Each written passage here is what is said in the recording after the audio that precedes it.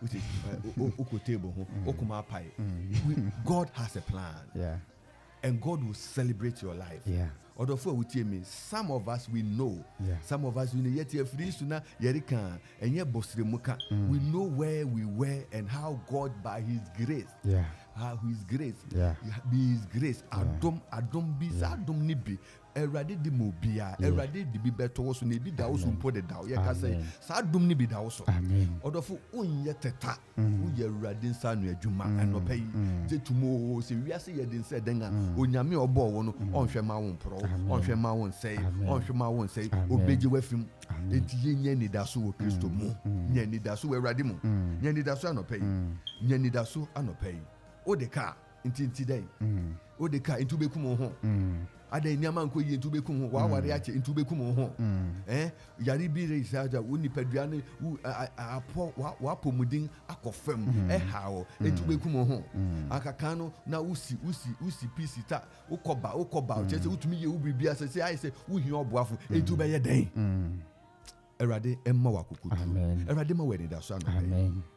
Odifu na se moka ne se ewurade asemu se onima adwonko a ayeden odwen ho na ne me osi na mo bebo mpai ne ono erade be den obetie wo erade tie wo mpabo anopai erade ontie wo mpabo anopai erade ontie wo mpabo anopai ne ye nika se osi ubebo mpai na obetie se unye dusa level na erade tie wo mpabo a o na ye nhira esan se na chese nia ubebi se biara ewo nasemu according to ne peno erade be ya mawo unyame nhira obebre amen numma ye mpaba ena no pay na ye fa ye ni ento erade so there is a future for you. There is a future for you. There is a future for you. Now verse 13 also, you will seek me and find me. What's up for? Yo, Papa, you will seek me and find me. Verse 13, no. Yada eradia se ewo ne nkranchen sema anopen so ode adom yen. Eto de bia na abrabo no esi amayen. Eto de bia na abrabo no aye bisi basa bi amayen. Na mum ni nyina mu no owura no amayen hu ene de se you odaso adwen yen ho. Odaso adwen yen ho. Na mere bisa se wa abrabo no ene de he. Den ena eye den ema wo. Den ena wo hu se wuntumi inye. Den ena wa ama wa bojo chese afini mu busumi ni mu den na ahye wo so. Owura ni se odwen wo ho. Owura ni se odwen wo ho. Anope bebi biara abrabo na kodu ama wo. Owura ni se enseye achia mom de na mom embuye. Odaso adwen wo ho. So anka obetu weni ahwe owura yi enima. Anka obehu se ampa ene den so owura no adwen wo ho. Aware nsem no akodus den ejuma no wahwehwe akopem hefa. Owura ni se onim adwen a odwen ema wo. Onim adwen a odwen ema wo. Na ukan verse 11 na o se na me de minim adwene ko a mere dwene wo ho. Erade asem ni asumdwe adwene na enye bonede. Hallelujah. Asumdwe adwene na enye bonede. Nti ene anope busumi mu afi mu owura nere dwen asumdwe adwene na efa ho. Adwene pa adwene ede nkoso ebeba wa brabom ena owura no ere dwene afa ho. So ni adofo obe gisa asem yi atum anka ebeye ho ama. Se obe nante sa asem yi mu ode owura be hye sa asem yi mu eto de bia se nipa mpo ehye yembo a yenhwe se de eti yenhwe ahokeka ye de masa nipa no na owura no ereka kire me no se odwen yen ho hwe yen eguamaboni odwen yen ho ne boni mu ohaw amane ni mu empo ebra ye mofra nkokwa yenyi ye ndu bebi biara ye empo huna mra obi ato yen so no owura no adwen yen ho. Eden na ofu se esi wa brabonim eni nti owura no atwene ho efi ho. Eden na ofu se chese atentamo ama wontumi nya wo ho hwe. Anope owura no edwene wo ho. So wode saa enidaso nsɛm yi ɛbɛnantewa owura no bɛkɔ so adwen wo ho. Na merebisa sɛ ɛbrɛ owura no redwen yɛn ho no yɛn so dɛn ɛna yɛreyɛ? Dɛn ahokeka bɛn preparations bɛn ɛna yɛreyɛ de atwɛn saa owura no dwene yi a ɔdwen yɛn ho. Ɛtɔ de bi a deɛ ma yɛnhu Onyankopɔn anaasɛ deɛ ma yɛnte nsɛm bi ase ani ɛyɛ ne yɛama yɛn ho time, ɛyɛ ne yɛama yɛn ho bere sɛ ɛbere mu mepɛ sɛ menyɛ sei ɛno nti mentumi anyɛ no nti na kyerɛ sɛ owura no ndwene me ho. Daabi ɛnyɛ saa na ɛte.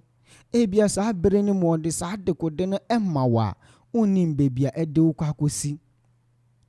Nti na ɔsɛ ɔdwene yɛn ho na ɛnyɛ bɔne adwene na mmom asomdwee adwene. Nti owura no bɛhyira wo ɛwɔ mmerɛ pɛm. Wo haw no ɛto bɛtwa ɛwɔ mmerɛ pɛm. Kana wowɔ mu na wo atwa wo ho unhu obi a kyerɛ sɛ ɔba bɛbɛɛli wo no owura no ɛdwene wo ho.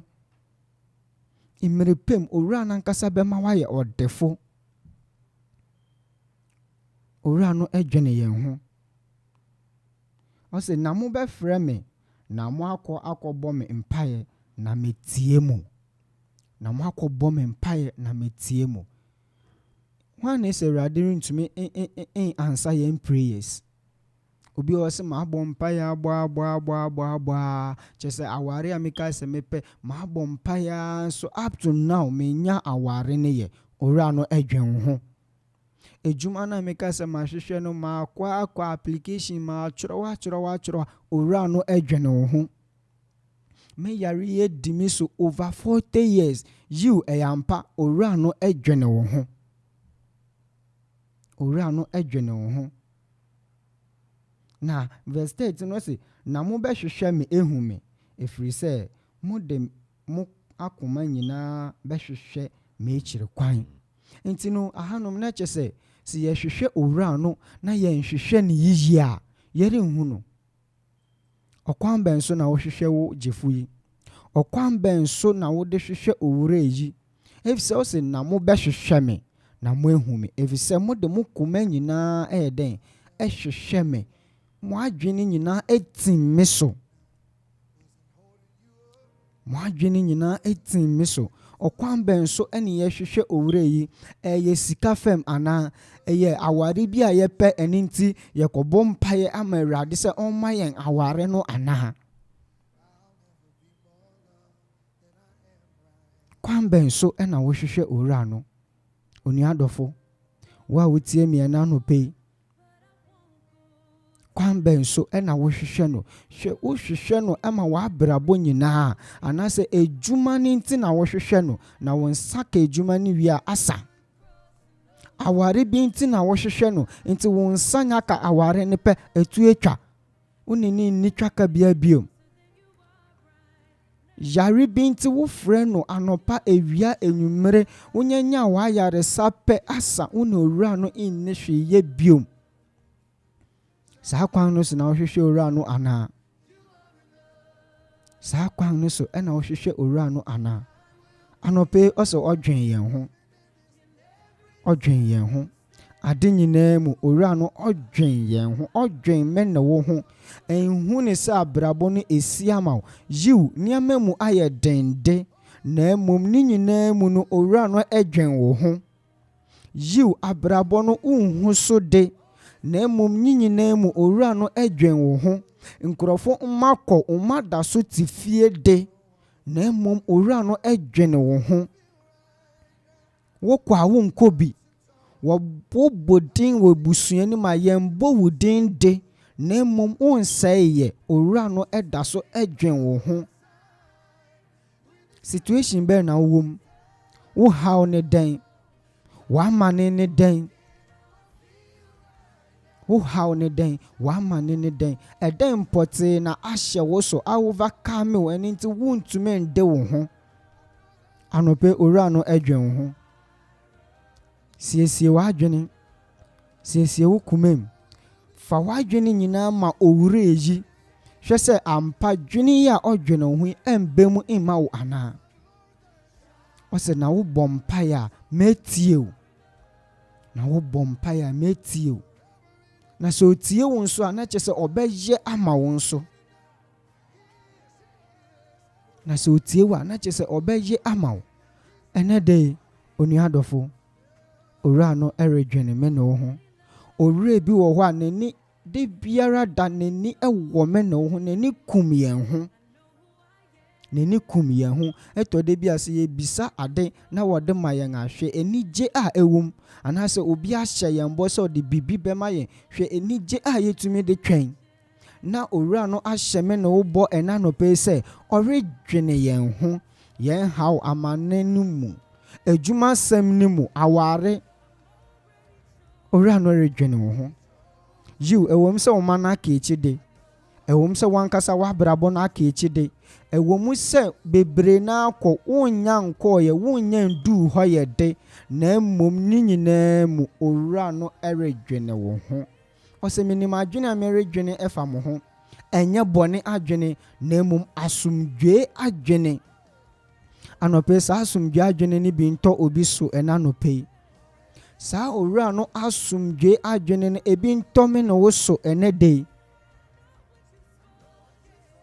ebi ntɔ me na wo so na dama bi me na wo ehu saa adwene pɛ a owura yi adwene afa yɛn ho yɛn ntɔ yɛn bo yɛn si abotere wɔ nyame mu na yɛn hu na adwene pɛ a ɔredwene afa yɛn ho ɛnɛ de nyame ɔnka wo ho yesu kristo di ne mu nti amen amen yɛde awurade ase bebree ɛma awurade asɛm a anɔpɛ you will seek me and find me when you seek me with all your heart ɛno na atwa to a yɛde ka you will seek me and find me when you seek me with all your heart you will seek me and find me when you seek me with all your heart nti fa okuma nyina hwehwɛ awurade fa okuma nyina di awurade akyi fa okuma nyina da awurade fa okuma nyina ka awurade ho hwehwɛ awurade wode okuma nyina hwehwɛ ade a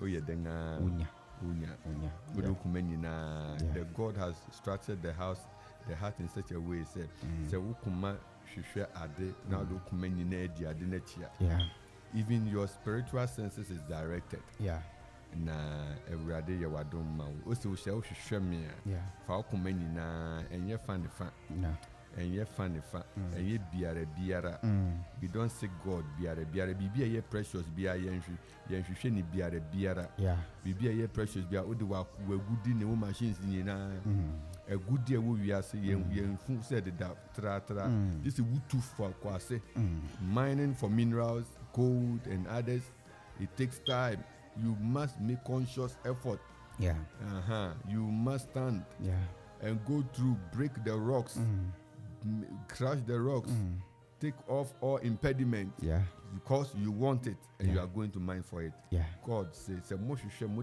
kuma nyina hwehwɛ me a mo behu me high 97.1 Okuman radio anɔpɛ wobɛtumi afrɛ na yɛgu so ɛhyɛ yɛn ho kran wɔ awurade mu ani da so bere morning devotion anɔpɛ yi yɛgu so ara a yɛhwɛ awurade asɛm ɔde ma yɛn Jeremiah 29:10-12 a very common passage a every bia yɛtae ɛtie awurade nhyira ɔno yɛ ɔkɛse ɛberɛ a ɔfrɛfo odi kan ɛwɔ line no so ɛyɛ yɛn papa Richard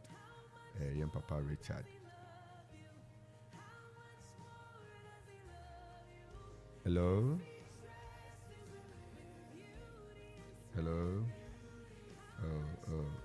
say as I said network no me ba obesi afre beba sisi yeah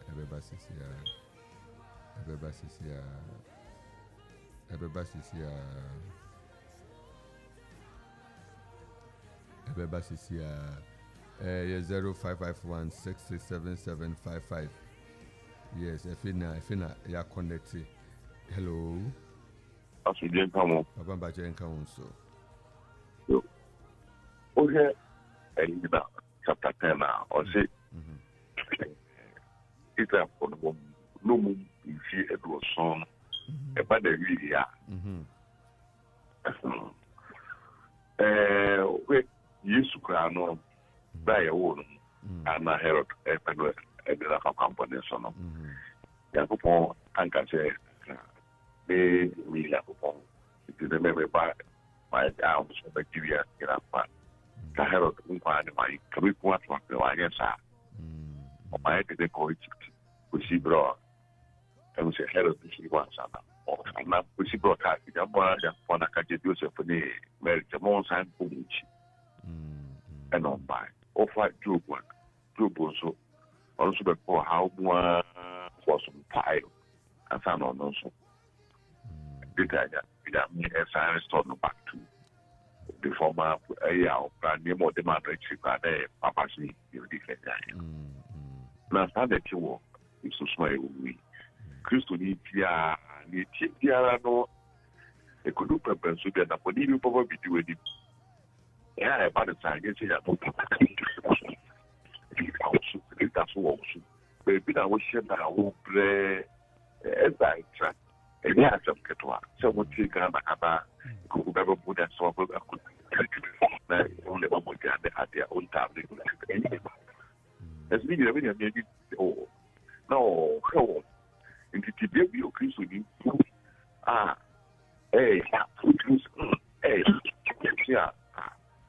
The way they can then my party, that's all who play and walk as in a video, but putting it out. What was what family every time say, we go away another party. Oh, no, can't be because where you prepared the but that they say, your man is good piece of man, but you all come to talk to be a king, be I don't know, good. So it's back to the yeah, no, we answer.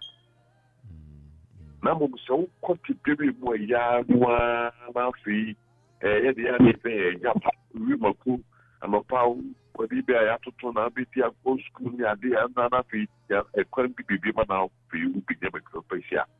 Maybe I don't care with and I go a year for France, because the baby of the Christian. You're being fierce. I will do here. I didn't get to say, if you have a sure, you're my pa. The way to be. And I was a million. Let me show Papa. Let me show be. Yeah, that's the part. That is a wonderful exposition. From verse 10, no, and Papa, so dear Mayan, Yeshia, Mama Emilia, Sami, Joe, Angela, Nebusafuni, and Yamin, come on, be brave. That's it. Ebuson for her, Okuma 97.1, Yabuswara, and Yakan Jeremiah, T. Do no acronym, Yakan from verse 10 to 13. Na Senior Papa. Then the day Abekam said, at the end of the 70 years, definitely there will be an end. Yeah.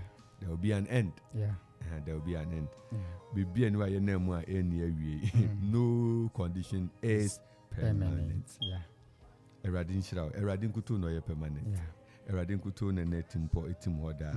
Eradin shall also bet me afraid na Nkranchebi Nyankupon. Ama wasuma wode betua na mo no onyen ache Kristo inshira na Awurade nka ho no manadom eno soma wo akwanyi na omana ahoden enye kese ma wo akwanyi na omani tumi sisio omani basa enye kese wo wo so ena no pay won a wo Facebook ni we no mo fa che na enne yentumi tumi amamu that coverage, you know, and yesterday, Yami Aduma, you beat to me, actually, so. Yaka will say, Sisi, na Yami Aduma Ukuda, Ahumachi, commencing the month, walk into your freedom, a walk into your freedom, a walk into your freedom. Commencing the month of Rebecca, the month of March. So we will pray into the month. said, march into your miracle. Joshua chapter 6, 1-21. March into your miracle. Miracles still exist. Miracles still happen. It is happening every now and then. May you be positioned in the coming month of March. Obenem bosumi yere ewe yenimu. Ochineti nkuto yeshia nonan ewo Grace Presby Auditorium ekropon weku apem nonan pepepepe senior da wunim no Tuesday anwumre won awo Kumasi won awo wo miamia omba betwen oba beda aso dem ho a ebi mu beko Patmos akọ rest wo ninina ahomachi gbemgbem ubeba na omotete ho obebompai your point straight back to Kumasi, straight back to Tardi, straight back to Accra, straight back to Koforidua. Erade enim ni oye na won work on dance ya enti erade nhyira wo se wo so akwanya yi ye tonsa afroni na ye hia no nan ye bompa ye wura busumi ni mu na ye je erade ho adom eje erade ho nhyira erade nhyira no nka ho ena no pe ha na ye besi nyame yadma ye betu aso china na ka se ye wo akomchibere lent sabri bomoden na woso hu amane se Kristo sire nipa ye fa ye funu to hobi uni eduru so na medically you are fit, you have been cleared medically bomode fa hu hyemu bi na rade be hye ne hu anunyam eyo twemere ye nkasa ye dede ye niama bebre wo twen rade na wadwundwen rade kase ye ne mani ye ho onhyira wo no kan ho na omanadom doso ye besia hia midin the Reverend Nathaniel Kingsley NT Pastor Sofo ewo Grace onyame nhyira wo ye de nchia management and the people of Okwapaman School na yes and ye bompaya ma awofo ene wode wo Mariko School ni na se rade mama kwantum nhyira no ma bibia ensi ye na nadom enoso mamo ene ne dan ni na amen.